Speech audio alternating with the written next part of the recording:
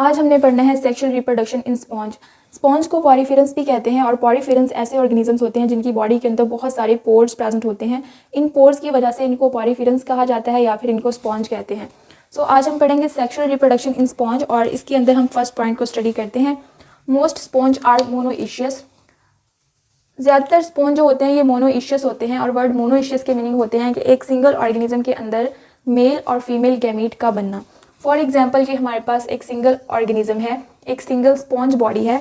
इसी single organism के अंदर स्पर्म की फॉर्मेशन भी हो रही है और इसी के अंदर एग की फॉर्मेशन भी हो रही है। ठीक है, इसी के अंदर जो है मेल गैमीट भी बन रहा है और इसी के अंदर फीमेल गैमीट की फॉर्मेशन भी हो रही है। तो मोनोइशियस जो है ये ऐसा एक सिंगल ऑर्गेनिज्म होता है जिसके अंदर मेल और फीमेल गैमीट की फॉर्मेशन हो रही हो एक सिंगल ऑर्गेनिज्म के अंदर ही। इसी तरह एक और वर्ड होता है मोनोइशियस की तरह जिसको कहते हैं डाईइशियस। डाईइशियस जो है उसके अंदर दो डिफरेंट इंडिविजुअल्स होते हैं। यहाँ पर एक सिंगल ऑर्गेनिज्म है जो दोनों गैमीट्स की फॉर्मेशन कर रहा है, लेकिन डाईइशियस जो होता है उसके अंदर दो डिफरेंट इंडिविजुअल्स होते हैं। एक के अंदर मेल गैमीट्स की फॉर्मेशन होती है और दूसरे के अंदर फीमेल गैमीट्स की फॉर्मेशन होती है। लेकिन यहाँ पर जो स्पॉन्ज के अंदर मोनोइशियस जो वर्ड है इसके मीनिंग ये है कि एक सिंगल ऑर्गेनिज्म जो है उसी के अंदर मेल गैमीट भी बनते हैं, उसी के अंदर फीमेल गैमीट भी बनते हैं। लेकिन अब यहाँ पर एक क्वेश्चन अराइज होता है कि अगर जो स्पॉन्ज है ये मोनोइशियस है, इनके अंदर मेल गैमीट भी बन रहे हैं और फीमेल गैमीट भी बन रहे हैं, तो क्या ये अपनी सेल्फ फर्टिलाइजेशन कर सकते हैं? क्योंकि इनकी बॉडी के अंदर स्पर्म भी बन रहा है, एग भी बन रहा है, तो क्या ये अपने इसी बॉडी का स्पर्म इसी बॉडी के एग को फर्टिलाइज करके अपनी सेल्फ फर्टिलाइजेशन कर सकता है? तो इसका आंसर है कि नो, ये अपनी सेल्फ फर्टिलाइजेशन नहीं कर सकते। क्योंकि इसकी वजह ये है कि ये जो गैमीट्स की फॉर्मेशन करते हैं ये एक टाइम पर एक ही गैमीट की फॉर्मेशन कर सकते हैं। या तो ये एक टाइम पर स्पर्म की फॉर्मेशन कर सकते हैं या फिर ये एग की फॉर्मेशन कर सकते हैं। दोनों गैमीट्स को एक टाइम पर ये प्रोड्यूस नहीं कर सकते, जिसकी वजह से ये अपनी सेल्फ फर्टिलाइजेशन नहीं कर सकते। यहाँ पर नेक्स्ट पॉइंट में यही है, but individual sponge produce eggs and sperms at different times. ये जो गैमीट्स की फॉर्मेशन करते हैं वो डिफरेंट टाइम्स पर करते हैं, एक टाइम पर दोनों गैमीट्स की फॉर्मेशन नहीं कर सकते। So they do not self fertilise. यही वजह है कि ये सेल्फ फर्टिलाइज नहीं कर सकते, इनके अंदर भी क्रॉस फर्टिलाइजेशन ही होगी। ठीक है, फॉर एग्जांपल यहाँ पर जो एक स्पॉन्ज है उसके अंदर इस वक्त स्पर्म की फॉर्मेशन हो रही है, तो दूसरा स्पॉन्ज कहीं पर प्रेजेंट होगा जिसके अंदर उसी वक्त एग की फॉर्मेशन हो रही होगी, तो फिर ये आपस में एक दूसरे के जो है फर्टिलाइजेशन कर लेंगे, आपस में क्रॉस फर्टिलाइजेशन कर लेंगे, लेकिन ये सेल्फ फर्टिलाइजेशन नहीं कर सकते। अब जो सेक्सुअल रिप्रोडक्शन है स्पॉन्ज के अंदर वो उसकी 3 स्टेजेस होती हैं। फर्स्ट स्टेज है gametogenesis, second is fertilisation and the third one is development. सबसे पहले देखते हैं गैमीटोजेनेसिस। और गैमीटोजेनेसिस के अंदर गैमीट्स की फॉर्मेशन होती है। तो जो गैमीट्स होते हैं इनकी फॉर्मेशन कैसे होती है? सबसे पहले हम ये इसका अगर स्ट्रक्चर देखें स्पॉन्ज की बॉडी का, तो इसके अंदर मैंने पहले भी बताया हुआ है कि इसके अंदर 3 टाइप्स के सेल्स होते हैं। इसकी आउटर मेम्ब्रेन पिनाकोसाइट सेल से बनती है, इनर मेम्ब्रेन मेसोहाइल या फिर मेसेंकाइम सेल से बनती है, और इनकी इनर जो लेयर होती है वो कॉनोसाइट सेल से बनती है। तो जो गैमीट्स होते हैं ये बनते हैं कॉनोसाइट सेल से। कॉनोसाइट सेल्स जो होते हैं ये रिस्पॉन्सिबल होते हैं फॉर द गैमीट फॉर्मेशन। अब जो कॉनोसाइट सेल्स होते हैं ये गैमीट्स की फॉर्मेशन कैसे करते हैं, इसमें लिखा है कि certain choanocytes lose their collars and flagella, they undergo meiosis and form flagellated sperm. जो कॉनोसाइट्स होते हैं इनका अगर बॉडी स्ट्रक्चर देखें तो इनका स्ट्रक्चर कुछ इस तरह का होता है कि इनके पास सेल होता है, इसका फ्लैजिला, ये एक कॉलर होता है उसके ऊपर, और ये कॉलर के अंदर फ्लैजिला प्रेजेंट होता है। ये होता है कॉनोसाइट सेल्स का स्ट्रक्चर। ये जो कॉनोसाइट सेल्स होते हैं जो कि इनर मेम्ब्रेन के अंदर प्रेजेंट होते हैं, ये अपने फ्लैजिला को भी लूज़ कर देते हैं, अपने कॉलर को भी लूज़ कर देते हैं। इस तरह इनका फ्लैजिला और कॉलर जो है ये लूज़ हो जाता है और ये एक अमीबॉइड सेल में कन्वर्ट हो जाते हैं। अब ये जो स्ट्रक्चर बन गया है ये एक अमीबॉइड सेल का स्ट्रक्चर है। ठीक है, ये फिर एक अमीबॉइड सेल में कन्वर्ट हो जाते हैं। अब ये जो अमीबॉइड सेल है ये मियोसिस करता है और मियोसिस करके ये फ्लैजिलेटेड स्पर्म बना लेता है। ठीक है, ये जो अमीबॉइड सेल अब रह गया है पीछे, ये क्या करेगा, मियोसिस करेगा, और मियोसिस करने के बाद ये फ्लैजिलेटेड स्पर्म बना देगा। यहाँ पर अगर देखें कि इस जगह पर ये कॉनोसाइट सेल्स प्रेजेंट होते हैं इस तरह, यहाँ पर इनर मेम्ब्रेन के अंदर प्रेजेंट होते हैं। ये अपने जो फ्लैजिला हैं और कॉलर हैं इनको रिमूव कर देंगे। फ्लैजिला और कॉलर को रिमूव करके ये अमीबॉइड सेल्स में कन्वर्ट हो जाएंगे। अब ये अमीबॉइड सेल्स बन गए हैं। ये जो अमीबॉइड सेल्स हैं ये मियोसिस करेंगे और मियोसिस करने के बाद ये फ्लैजिलेटेड स्पर्म बना लेंगे। ये एक स्पर्म बन गया, स्पर्म सेल, और इसके साथ भी फ्लैजिला होता है, तो ये फ्लैजिलेटेड स्पर्म बना लेंगे। इसी तरह जो डिफरेंट कॉनोसाइट्स हैं, इसी तरह वो स्पर्म की फॉर्मेशन करते जाएंगे। तो इस तरह कॉनोसाइट सेल्स जो हैं ये स्पर्म्स की फॉर्मेशन करते हैं। अब यहाँ पर इधर स्पर्म्स की फॉर्मेशन हो रही है। और मैंने ये बताया है कि जो स्पॉन्ज होता है एक टाइम पर एक ही गैमीट की फॉर्मेशन कर सकता है, एक टाइम पर या तो स्पर्म की फॉर्मेशन कर सकता है या तो एग की फॉर्मेशन कर सकता है। तो यहाँ पर ये वाला जो स्पॉन्ज है ये स्पर्म की फॉर्मेशन कर रहा है कॉनोसाइट सेल से, और जो एग्स की फॉर्मेशन होती है वो भी सेम ऐसे ही होती है। कॉनोसाइट सेल्स जो होते हैं वो अपने कॉलर और फ्लैजिला को रिमूव कर देते हैं, अमीबॉइड सेल में कन्वर्ट हो जाते हैं, फिर म्यूजिस करते हैं, और जिस तरह यहाँ पर स्पर्म बना है इसी तरह यहाँ पर फिर एग्स की फॉर्मेशन कर देते हैं। तो सेम प्रोसीजर होता है स्पर्म्स और एग्स के बनने का, और ये कॉनोसाइट सेल्स जो होते हैं ये गैमीट्स की फॉर्मेशन करते हैं। अब अगर स्पॉन्ज के अंदर इस टाइम पर स्पर्म्स की फॉर्मेशन हो रही है तो किसी दूसरे स्पॉन्ज की बॉडी के अंदर इसी टाइम पर एग्स की फॉर्मेशन हो रही होगी। अब ये जो दूसरा स्पॉन्ज है, it is an other sponge, ठीक है, ये स्किनर मेम्ब्रेन है, स्किनर मेम्ब्रेन के ऊपर भी कॉनोसाइट्स मौजूद होते हैं। अब ये जो कॉनोसाइट्स हैं ये अपने फ्लैजिला और अपने कॉलर सेल्स को रिमूव करते हैं और ये अमीबॉइड सेल्स में कन्वर्ट हो जाते हैं। फिर ये अमीबॉइड सेल्स जो होते हैं ये म्यूजिस करते हैं और म्यूजिस के रिजल्ट में ये एग्स की फॉर्मेशन कर देते हैं। तो यहाँ पर जो ये वाला स्पॉन्ज है इसके अंदर एग्स की फॉर्मेशन हो रही है।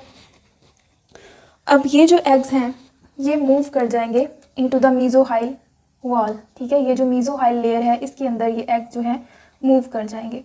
तो ये जो एक एग है ये इधर आ गया मीजोहाइल लेयर के अंदर, ठीक है। अब यहाँ तक जो है हमने देखा कि जो एग बना है वो मीजोहाइल लेयर के अंदर आ गया। अब नेक्स्ट स्टेप के अंदर फर्टिलाइजेशन होनी है एग की। एग की फर्टिलाइजेशन कैसे होती है, यहाँ से जो स्पर्म्स होते हैं इधर से एक स्पर्म मूव करेगा, ठीक है, स्पर्म जो है अपने ऑस्क्यूलम के थ्रू अपने स्पॉन्ज से बाहर निकलेगा और इस स्पॉन्ज के ऑस्टिया के थ्रू उसकी इनर वाल के अंदर चला जाएगा जहाँ पर एग प्रेजेंट है।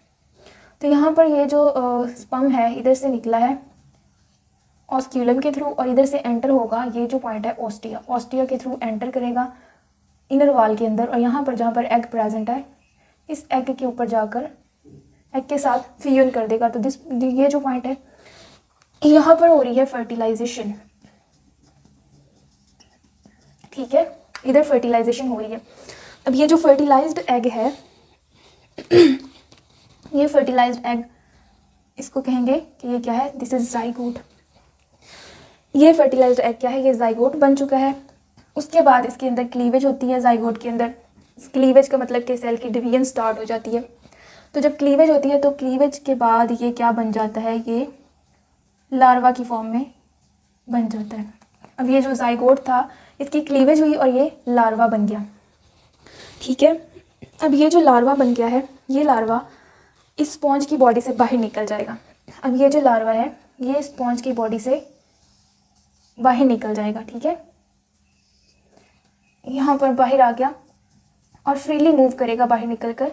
कुछ टाइम के लिए ये बाहर फ्रीली स्विम करेगा, उसके बाद किसी सबस्ट्रेटम के साथ जाकर अटैच कर जाएगा। अब ये एक सबस्ट्रेटम है, ये बॉटम भी हो सकता है, कोई प्लांट भी हो सकता है, इसके साथ जाकर ये लार्वा जो है अटैच कर जाएगा। ये लार्वा इस सबस्ट्रेटम के साथ आकर अटैच कर गया। अब ये जो सबस्ट्रेटम के साथ आकर लार्वा अटैच किया है उसके बाद इसके अंदर बाकी की डेवलपमेंट होगी और ये एडल्ट फॉर्म में कन्वर्ट हो जाएगा। इसी सबस्ट्रेटम के ऊपर ये जो है अपनी एडल्ट फॉर्म के अंदर कन्वर्ट हो जाएगा। अब ये जो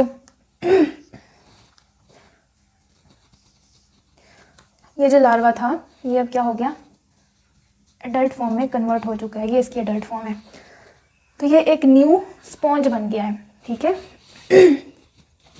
यहाँ पर ये जो लार्वा था ये फ्लैजिलेटेड लार्वा बनता है, फ्लैजिलेटेड लार्वा बनता है, इसके पास फ्लैजिला होता है जो इसकी मूवमेंट में इसको हेल्प करता है। तो ये बॉडी से बाहर निकलेगा, फिर फ्रीली मूव करेगा, फिर किसी सबस्ट्रेटम के साथ अटैच कर जाएगा और फिर उधर ही अटैच रहेगा, इसकी डेवलपमेंट होती रहेगी और ये एडल्ट में कन्वर्ट हो जाएगा।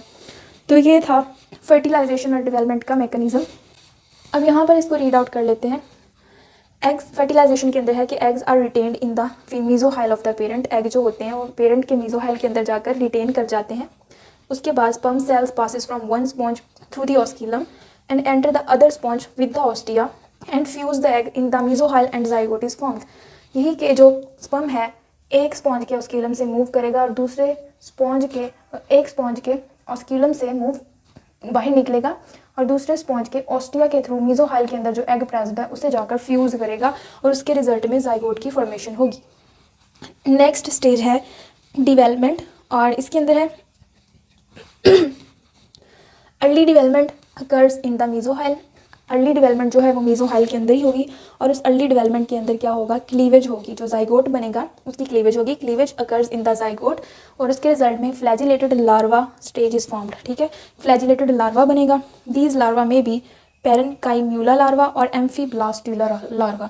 अब ये जो लार्वा बना है इस लार्वे को, इसके दो नेम हो सकते हैं, या तो ये पैरेनकाइम्यूला लार्वा हो सकता है या फिर ये एम्फीब्लास्टुला लार्वा हो सकता है। द लार्वा बिकम्स फ्री, फिर लार्वा जो है फ्री हो जाता है। Larva out from the parent body, फिर ये लार्वा पेरेंट बॉडी से बाहर निकलता है। It freely swims for 2 days, 2 दिन के लिए फ्रीली स्विम्स करता है। Then the larva settles on the substrate, उसके बाद ये सबस्ट्रेट के ऊपर सेटल कर जाता है and develops into an adult body form, और आखिर में ये एडल्ट बॉडी फॉर्म में डिवेलप हो जाता है। यहाँ पर मैंने सेक्सुअल रिप्रोडक्शन का छोटा सा साइकिल भी ड्रा किया है। इसको देखते हैं। फर्स्ट पॉइंट के अंदर क्या होता है, ये एक एडल्ट स्पॉन्ज है। ठीक है, ये एडल्ट स्पॉन्ज है।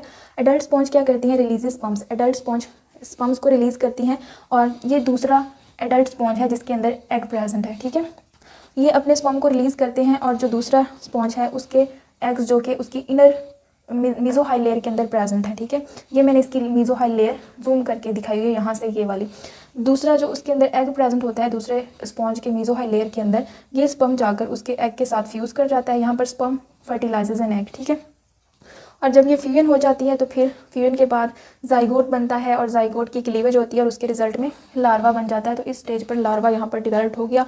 उसके बाद ये लार्वा जो है आगे बॉडी से बाहर रिमूव हो जाता है, स्पॉन्ज की बॉडी से बाहर रिमूव हो जाता है larva out from the parent body और किसी सबस्ट्रेटम के साथ जाकर अटैच कर जाता है और वहीं पर इसकी फर्दर डेवलपमेंट होती है और ये एडल्ट बॉडी में कन्वर्ट हो जाता है। तो यहाँ 5th पॉइंट पर larva settle on substrate and develop into an adult body.